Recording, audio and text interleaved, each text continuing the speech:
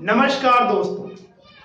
अभी तक की वीडियो में हमने बात की है कि जनन होने के लिए डीएनए की फोटोकॉपी यानी कि डीएनए की प्रतिकृति का बनना बहुत ही ज्यादा जरूरी है। और ये क्यों जरूरी है, इसके लिए आप वीडियो नंबर 2 एक बार जरूर देखिए। ये वीडियो नंबर 3 है। आपको अगर वीडियो नंबर 3 को अच्छे से समझना है तो एक बार वीडियो नंबर 1 और वीडियो नंबर 2 को जरूर देखिएगा। तो चलिए स्टार्ट करते हैं वीडियो नंबर 3 को, जो कि वीडियो नंबर 2 के बाद के सारे पॉइंट्स इसमें हम डिस्कस करेंगे। तो वीडियो नंबर 2 में हमने बात की थी डीएनए प्रतिकृति के बारे में कि डीएनए प्रतिकृति बनेगी। तो जब डीएनए प्रतिकृति बनती है, प्रतिकृति का मतलब फोटोकॉपी होना, एक डीएनए के 2 डीएनए बन जाएंगे और एक डीएनए तो रहेगा पहली वाली कोशिका के पास यानी कि जनक कोशिका के पास, और दूसरा डीएनए चला जाएगा नई कोशिका के पास। तो हमारे पास एक पॉइंट बनता है। तो साथ साथ मैं पॉइंट लिखूंगा और आप भी चाहे तो साथ साथ लिख सकते हैं। तो पॉइंट ये बनता है, जनन के दौरान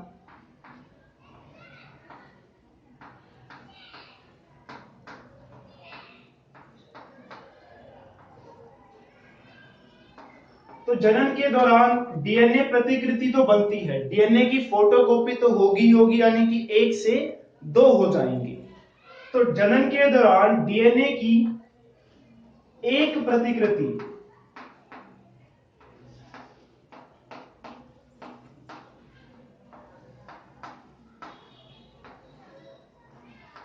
प्रतिकृति कहां जाएगी? जनक कोशिका में जाएगी। क्या एक फोटोकॉपी तो वही रहेगी, क्योंकि जनक कोशिका कौन है? जिससे नई कोशिका बन रही है। मान लेते हैं ये एक कोशिका थी, इससे क्या हुआ? एक नई कोशिका बन गई।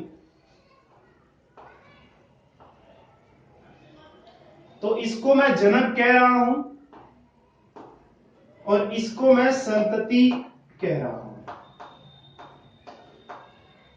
तो मैंने क्या लिखा है? जनन के दौरान डीएनए की एक प्रतिकृति जनक कोशिका में रहती है,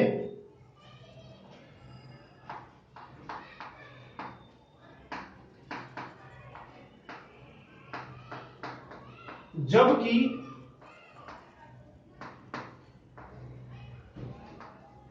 अन्य प्रतिकृति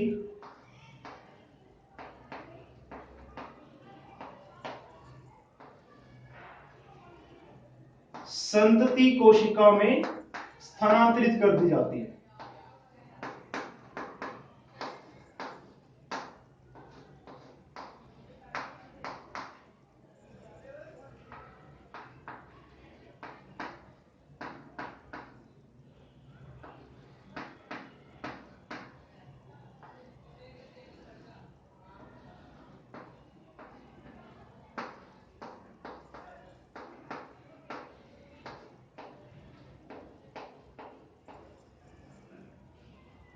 तो ये जनक कोशिका है। इस जनक कोशिका में डीएनए की फोटोकॉपी हुई थी, ये देखिए। एक तो इसी में रह जाएगी और एक कहां चली जाएगी? एक आ गई यहां पे संतति कोशिका के पास। क्यों आ गई? डीएनए का क्या काम है, ये सब हम वीडियो नंबर 2 में डिस्कस कर चुके हैं। लेकिन ये सब तो ठीक है कि डीएनए की एक प्रतिकृति जनक कोशिका में रहेगी और दूसरी संतति कोशिका में रहेगी। लेकिन जो डीएनए की ये प्रतिकृति है, अगर सोचिए सिर्फ यहाँ पे प्रतिकृति होती, सिर्फ ये डीएनए की जो फोटोकॉपी बनाई थी जनक कोशिका ने, वो सिर्फ वो बाहर फेंक देता है, ऐसे ले जा भाई अपना काम कर। तो आप खुद ही सोचिए कि ये डीएनए जो आपको दिखाई दे रहा है, वैसे ऐसा नहीं होता, ये बस मैंने समझाने के लिए बताया। तो जो डीएनए की फोटोकॉपी जनक में बनी थी, उसने एक बाहर फेंक दी, सीधा कह दिया कि जाओ अपना काम करो। लेकिन खुद ही सोचिए ये अपना काम कैसे करेगा? आप मान लेते हैं किसी काम को करने में बहुत एक्सपर्ट है, आप कुकिंग में बहुत एक्सपर्ट है, लेकिन जब तक आपके पास सामान नहीं रहेगा, गैस सिलेंडर नहीं रहेगा, चूल्हा नहीं रहेगा, जो भी सामान चाहिए कुछ भी ऐसा नहीं है, तो आप एक्सपर्ट होकर कर क्या लेंगे? कुछ भी नहीं कर सकते। तो यहां पर भी वही बात है कि डीएनए के पास सारी इंफॉर्मेशन है, उसको सब आता है कि कैसे प्रोटीन बनाना है, कौन सा प्रोटीन बनाना है, लेकिन जब तक उसको प्रोटीन बनाने के लिए सामान ही नहीं मिलेगा तब तक वो बेचारा करेगा क्या। तो इसीलिए ये तो बात ठीक है कि एक प्रतिकृति जनक में रहेगी और एक संतति में जाएगी, लेकिन बात ये आती है कि डीएनए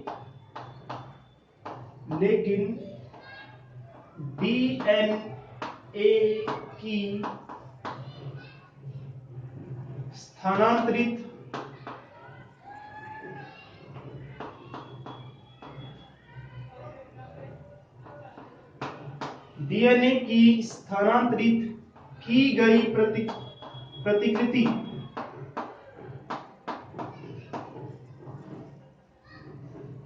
बिना कोशिका संरचनाओं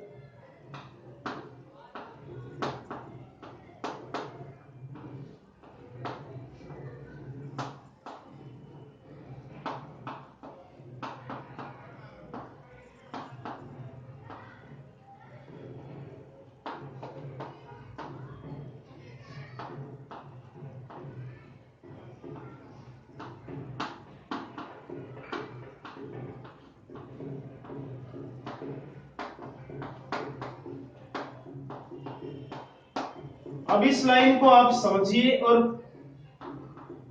सोचिए इसका मतलब क्या बना कि डीएनए की स्थानांतरित की गई प्रतिकृति बिना कोशिका संरचनाओं के जैव प्रक्रमों का अनुरक्षण नहीं कर सकती। इसका मतलब ये हुआ इसको बाहर तो भेज दिया गया, लेकिन जब तक इसके पास कोशिका संरचनाएं नहीं होंगी, कोशिका संरचनाओं का मतलब जो भी कोशिका में बाकी सारा सामान होता है, सामान का मतलब यहाँ पर यह है कि कोशिका द्रव, माइटोकॉन्ड्रिया और भी बहुत सारी चीजें होती हैं जो आप बड़ी क्लासों में पढ़ेंगे कि डीएनए किस तरह से अपना काम करता है। तो अभी सिर्फ हम बात करेंगे कोशिका संरचनाओं की। तो कोशिका संरचनाएं क्या है? कोशिका के अन्य भाग, उनको हम कोशिका संरचनाएं मानकर चलेंगे अभी।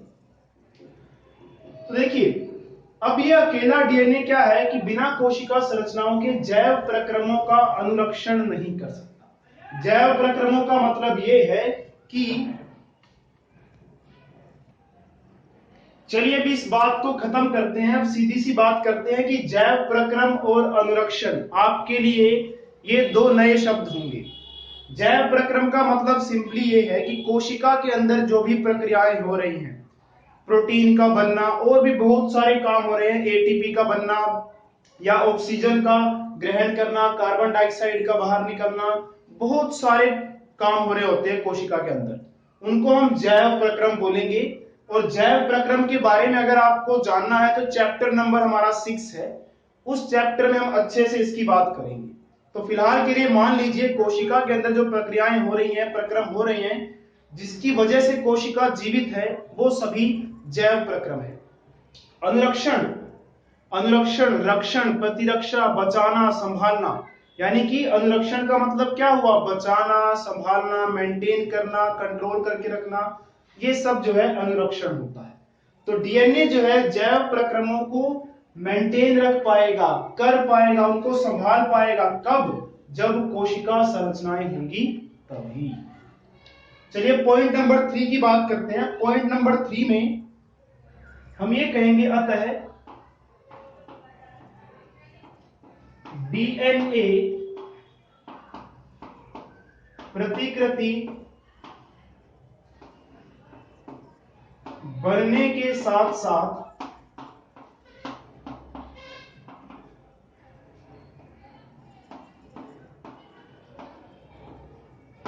अन्य कोशिका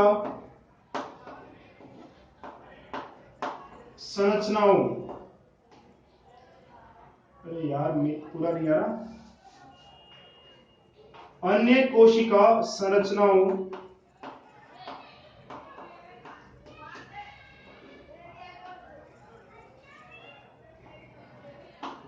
का सृजन भी होता रहता है।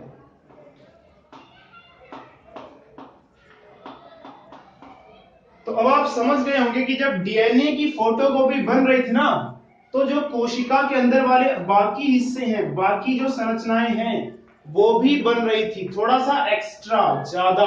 क्यों ज्यादा? ताकि वो नए वाले कोशिका में उसको हम स्थानांतरित कर सके। तो यहां पे आप लिख सकते हैं, इसको समझने के लिए देखिए मैं आपको फिर से डायग्राम के थ्रू समझाता हूं।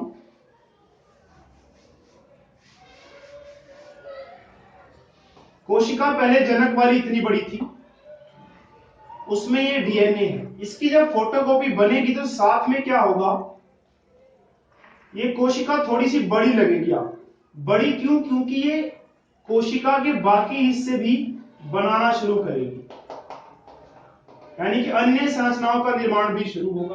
और अब देखिए, इस डीएनए को पता है कि हाँ भाई, कुछ सामान मेरे साथ भी जाने को तैयार हो गया है, बन चुका है। तो अब ये डीएनए की प्रतिकृति इस वाले में से अलग हो जाएगी, जनक जीव में से अलग हो जाएगी, और उसके बाद आपको कुछ इस तरह से दो नई कोशिका दिखाई देंगी। तो इस वीडियो में या इस लेक्चर में हमारा मेन फोकस किस पे था? कोशिका संरचनाओं पे। जो एक्स्ट्रा कोशिका संरचनाएं बनती हैं डीएनए प्रतिकृति के बनने के साथ साथ, इस पे ध्यान दिया जाना बहुत ज्यादा जरूरी है। अब हम कह सकते हैं इसके बाद क्या होगा? इसके बाद का मतलब, जब ये अन्य कोशिका संरचनाएं बन जाएंगी तो इसके बाद क्या होगा? डीएनए की प्रतिकृति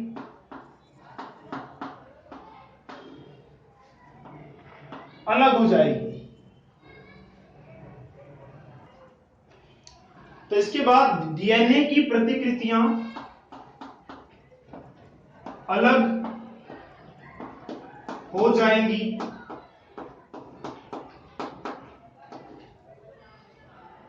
और इसके बाद क्या होगा? फिर इसका परिणाम यह होगा,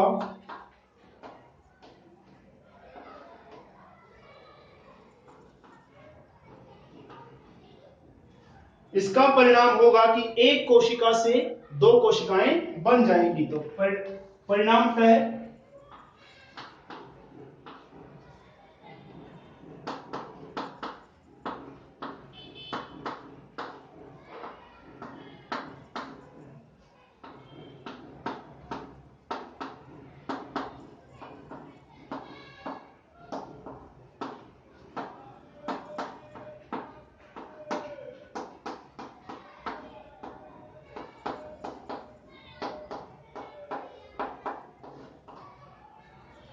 तो ये बात होगी।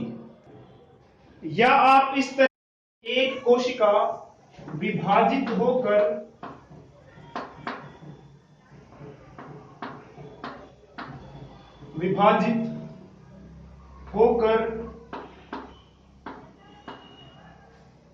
दो कोशिकाओं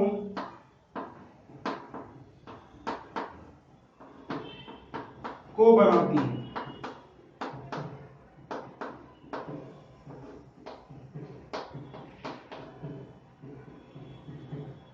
तो इस तरह से आज की इस वीडियो में हमने ये सीखा कि डीएनए प्रतिकृति का बनना बहुत ज्यादा जरूरी है, लेकिन डीएनए प्रतिकृति बनने के साथ साथ अन्य कोशिका की संरचनाओं का बनना भी बहुत ज्यादा जरूरी है। तो आई होप दोस्तों आप सभी को ये जो भी मैंने 4 पॉइंट समझाए, चारों के चारों पॉइंट समझ में आ गए होंगे। अगर कोई डाउट रहता है तो कमेंट बॉक्स में हमसे अपने उस डाउट को क्लियर करना ना भूलिएगा। तब तक के लिए अलविदा, आपसे फिर बहुत जल्द मुलाकात होगी। जय हिंद।